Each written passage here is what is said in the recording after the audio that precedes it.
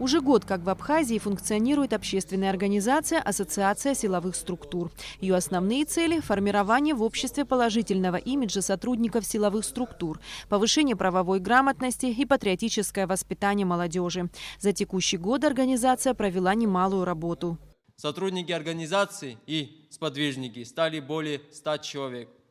Проведено более 10 мероприятий, участие в которых приняли свыше 70 граждан.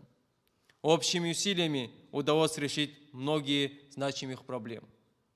Огромному числу людей оказана реальная помощь и поддержка. Объединяющими сотрудников организации принципами являются патриотизм и честь. 2021 год выдался насыщенным. Ассоциация участвовала в акции «Стань донором» в День памяти воинов-интернационалистов. Провела ряд важных встреч с представителями российских силовых структур, интеллигенции и спортсменами. Начала сотрудничество с общественной организацией Absolute Woman в области физической культуры и спорта. Большое значение члены ассоциации придают вопросам правовой защиты граждан.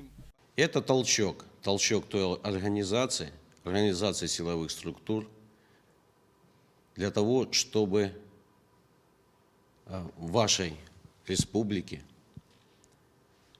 было место для героев Абхазии. И это очень правильная и нужная организация.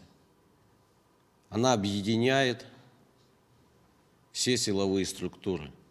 В адрес организации прозвучали и другие теплые поздравления. Важность создания ассоциации и ее деятельности отмечали все участники встречи. Ассоциации всего год. Я надеюсь, что она будет дальше работать.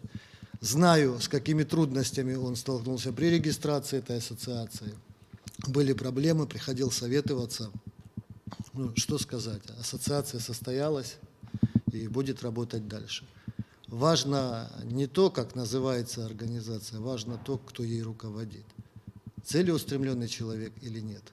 Это однозначно. Ассоциация планирует провести серию тренингов для молодых людей, которые будут вести офицеры запаса, сотрудничающие с организацией, а также ветераны Отечественной войны народа Абхазии.